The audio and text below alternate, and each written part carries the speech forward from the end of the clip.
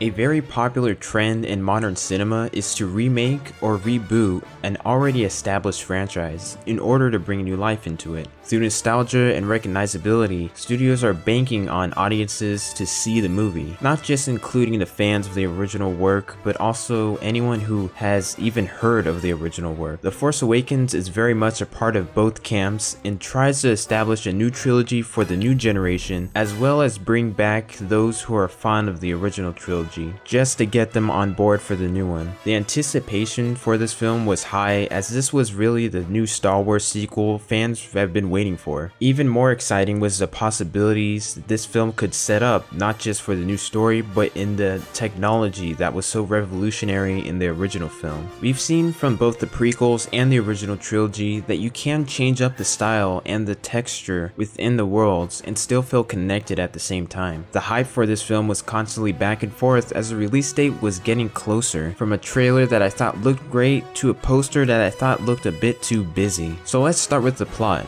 The plot to this film is so identical to A New Hope that George Lucas could actually win in a court of law if this was a standalone film and not purchased by Disney. I don't have a problem with using elements or using the formula that makes Star Wars. It's the scenes themselves that try to stand on their own and bring up an important moment that ultimately was ruined by the familiarity of it in this film. What do I mean? Well, let's start from the beginning of the film, specifically this moment. From this moment, when Poe Dameron gave BB-8 the map that leads to Luke Skywalker, I knew immediately what was going to happen throughout the entire film. It was almost like everything unlocked all of a sudden, and I knew where this plot was going. I think it was so noticeable because it was the first sign that this wasn't going to be anything new or different, but a retread of what you remember. I think it's okay to use plots. In fact, most movies are just stories retold, but what makes movies seem fresh and new is the way that they are presented. That is what determines the way you feel towards a film. Now that this was the start of a new trilogy, it was how this film was going to set the bar and how much this new trilogy was going to stand on its own, not rely on the previous films to hold up. That was kind of thrown out the window here, and this moment was really what revealed it. Where this film really shines is the characters, the new ones. Well, most of them, kind of.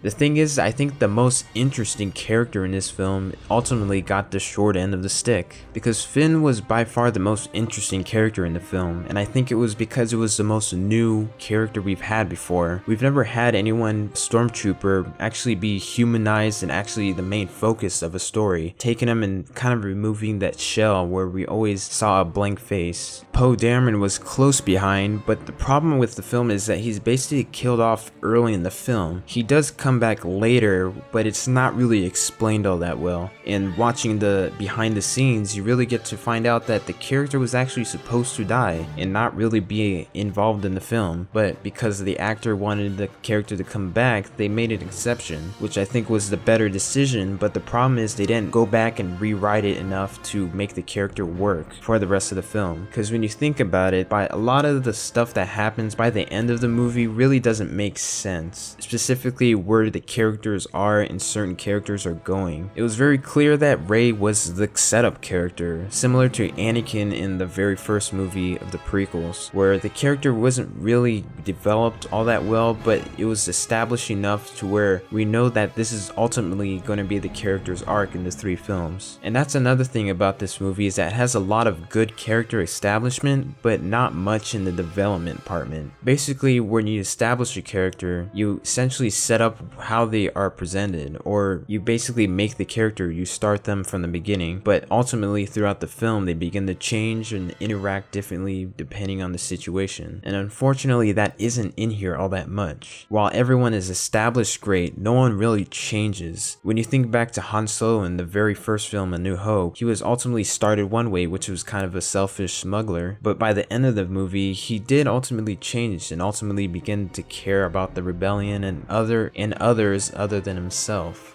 Along with Han Solo, we also get a few other of the old original characters that ultimately take a step back, which was actually a very good thing about the film. But the big problem with bringing back the old characters is that even though they do take a step back, they are the exact same characters 30 years later from the previous trilogy. But I'll discuss that more in detail in another later video. So now let's talk about a few of the inconsistencies with the characters, specifically Poe Dameron, who for the most part of the second half of the film isn't really that involved. Even though technically he is in the movie and he's helping take out the starred killer base, he ultimately isn't that involved with the main interactions of the characters. Even to the point where when you start to think about the very end of the film, where Rey goes out to find Luke Skywalker, you can't help but think about who was the person who was ultimately set from the beginning of the film to look for Luke Skywalker. Because when you begin to think about it, by the end of the movie, it shouldn't have been him to go out to find Luke Skywalker and not Rey, or at least have them both go together. He's only brought back into the scene with a throwaway line that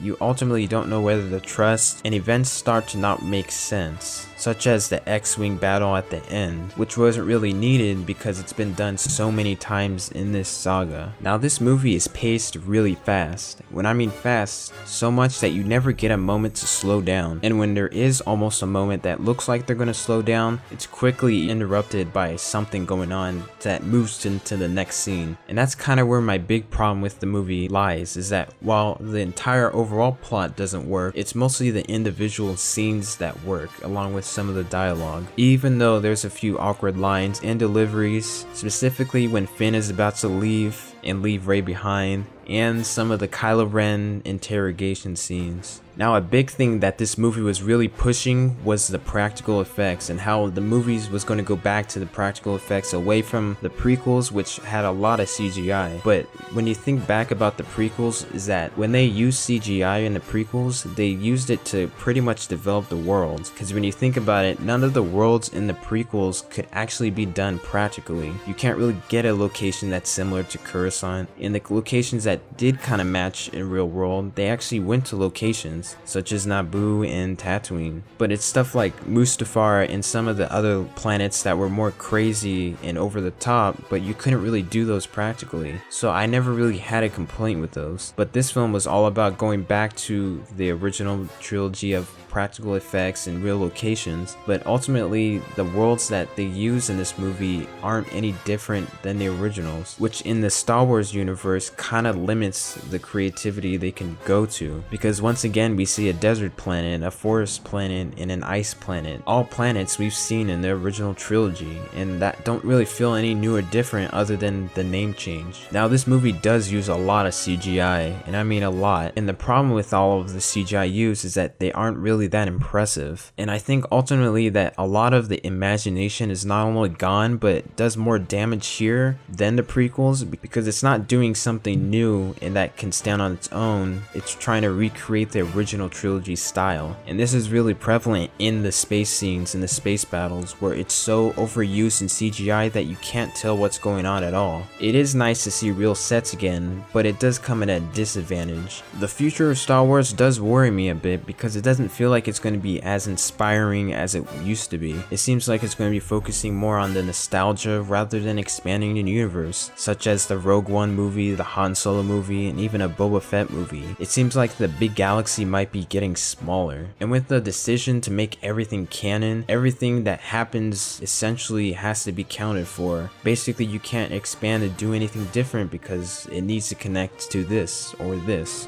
But ultimately with this film, I understand what they were trying to go for and why critics ultimately loved it. That this franchise was essentially needed, is that the goal for this movie was to play it safe and essentially save their franchise, bringing everyone back. But I always kind of question, is that did it really need saving? Because I don't remember the prequels doing that bad making money at the box office. I ultimately remember that it was actually broke records like every other Star Wars movie. And so it kind of makes me wonder, is like, did it really need saving? As a standalone film, it is much better than the prequels, but it's ultimately not that good as the original trilogy, and I think a lot of it has to do with trying to just reuse and trying to use nostalgia to make you like this movie.